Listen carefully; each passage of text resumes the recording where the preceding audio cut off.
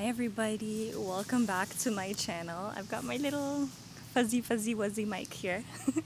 This is an impromptu video. I wanted to talk about something that feels really important to me, and that is the link between like trauma and productivity, or even like trauma and energy levels and motivation levels to like get things done.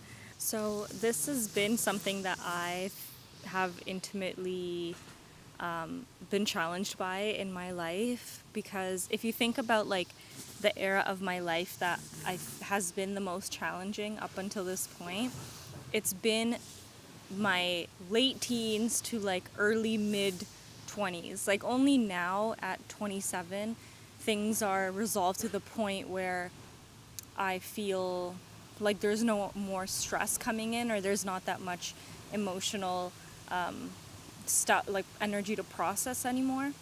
But there was a lot to process for most of my 20s. And if you think about it, your 20s are the era that kind of like sets the foundations, at least in an average person. It's like the era that sets like the foundations of like your career, or your like, you know, like the work that you do out in the world. When I think of work, I see a distinction between like inner work and external work. So inner work is work that you perceive, and maybe like people in your family perceive, or people close to you, your loved ones perceive. This is like a lot of wellness related work would be considered inner work, personal wellness related work. And then there's like external work, and when I think of career, external work is the work that you do out of your home, like the work that you bring to the your community or to the world globally. It's kind of like when people think of a career, that's what they are really like hinting towards, or that's really what they're like pointing towards. So for me, because there was so much shit to deal with in my inner world to kind of get my inner wellness up to a good point, I have spent this past like decade or so of my life so pretty much solely focusing on inner work. Like I've had career related stuff, but there's never been anything that really stuck long term, either because it just external circumstances, like it just the opportunity completed, or just personal capacity wise, like I just didn't have the energy to sustain my involvement. And I think for most of my existence, I faulted myself for this a lot. Like I looked down upon myself, or felt really bad about it, or felt really like there's something wrong with me. I just felt like I needed to force myself. Like there was always this pressure to like force myself to do what everyone else is doing, you know, like focus on the career, just like all my peers and like even Garrett and stuff is doing. Like, why do I not have the energy or the motivation to do that in the way that I see all these people around me doing, why can I not follow the norm? Anyway, I think this topic came up to the forefront of my mind now, because I feel like after resolving things with my family to a good enough point last year, I feel like I'm finally in like a neutral state again when it comes to my inner world, and like my sense of peace, and my sense of like just neutrality from pain, you know. Like I feel like as I was processing through all the emotions of the really difficult experiences that I faced, all of that took up so much mental energy, emotional energy, and what often that translates to not having physical energy, you know, because all the energies are like, sure, there's components. Also, there's a lawnmower, but I trust that this mic is good enough. But there's like all these components of the energies, but it's still the same pool, right? It's just like how you're using it. So I think I don't know. I've been really hard on myself basically for not having the energy to do certain things, and I've like struggled a lot with burnout over the years too as a result of that, because when I was younger and I didn't really have an understanding of this or really understood what was going on with my body and my system, I was like, okay, I don't have the energy, but I still need to like force myself to keep up in the ways that I see, like keep up with like everyone else, keep up the pace that I see everyone else moving at. So I would force myself, and then I would burn out, and this cycle went on literally for like probably, honestly, a lot of years, like more than 5.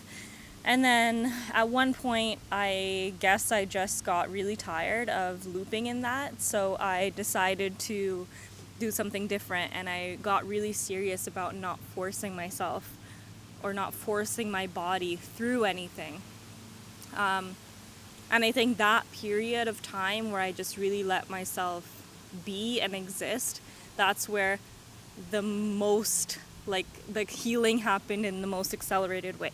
Like the way I perceive healing from trauma in my experience is this event happens and it kind of like I'm seeing a visual of like, where all this not dust, I'm seeing like water, like, when you're walking into like a lake or like a river or something, and there's like dirt on the thing, and you walk in and it kind of like brings up all the mud and the water gets super muddy. So I feel like at the site of trauma, that's the point where like the water is all muddy, and then the healing process is processing all that muddy water and moving it back into like a clear state. But the processing of that energy is very it takes a lot. It takes a lot of mental work, emotional. For me, a lot of it was emotional work. Just like, especially in the early years, it was just so much crying, and obviously crying is a process that is very exhausting. And so of course, like, I didn't have energy to work on a creative project or like a career or whatever. Like anything that you put out into the world, whether it's like a traditional career, whatever, it's an external creative project.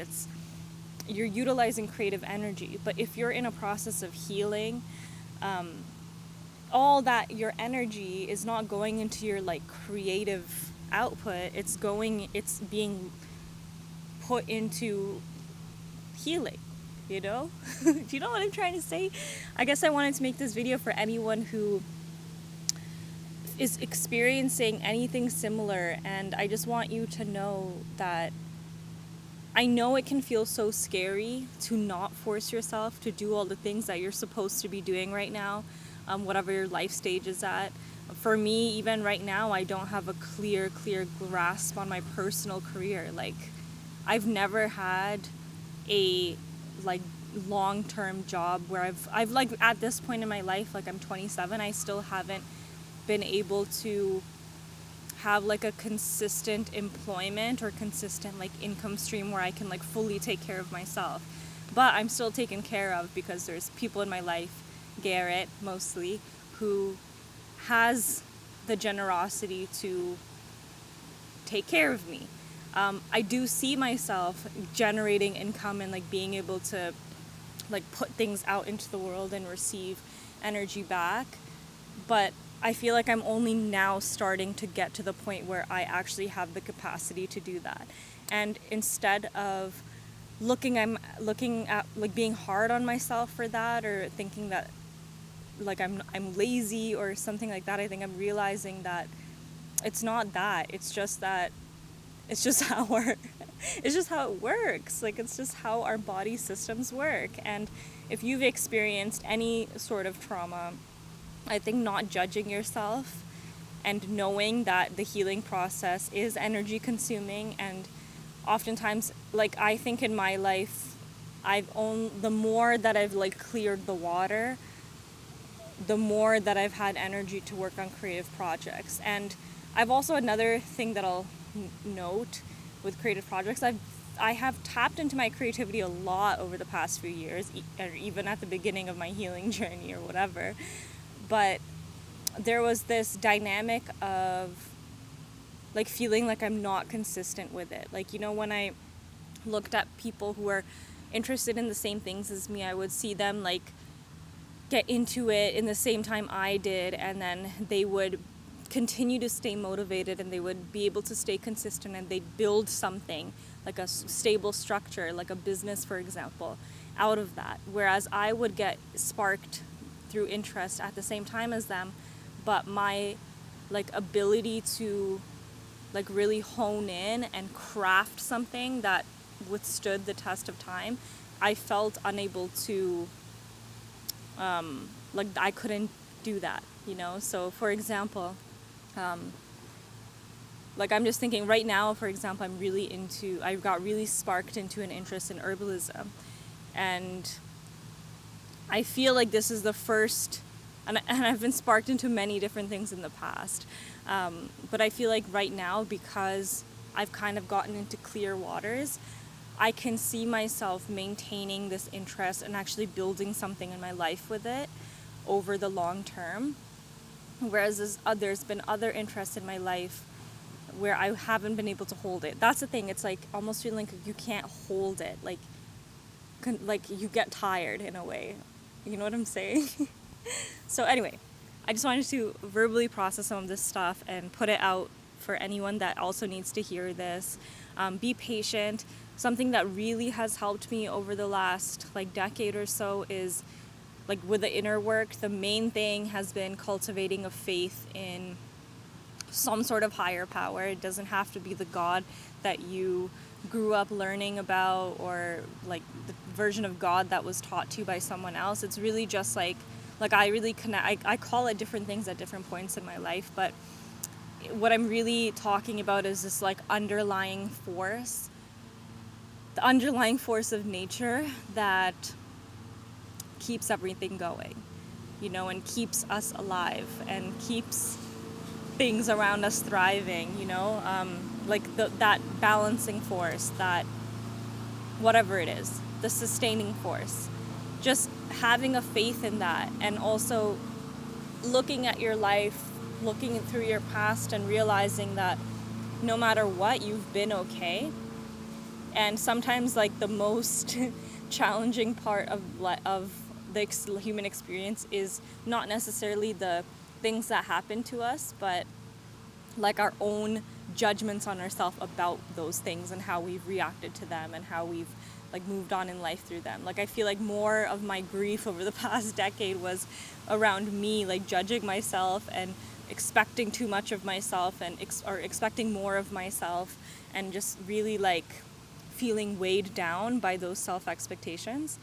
But if we can remove that, because we are fully in control of that our perceptions of ourselves, if we can move those into like a place where we have faith in ourselves, we have faith in the force of nature and God, we have faith in the fact that we have that force of nature and God working through us in all ways, all the time, that it's okay to just allow things to be as they are, and it's okay to be patient and know that there are all these like dreams and visions and things that we desire to accomplish, and even if they're not really like being able to come into fruition right at this moment because perhaps we don't have the energy to bring them through, that's okay, because if it is a strong enough spark within you, which you'll know because you'll feel it, then you have a long life ahead of you,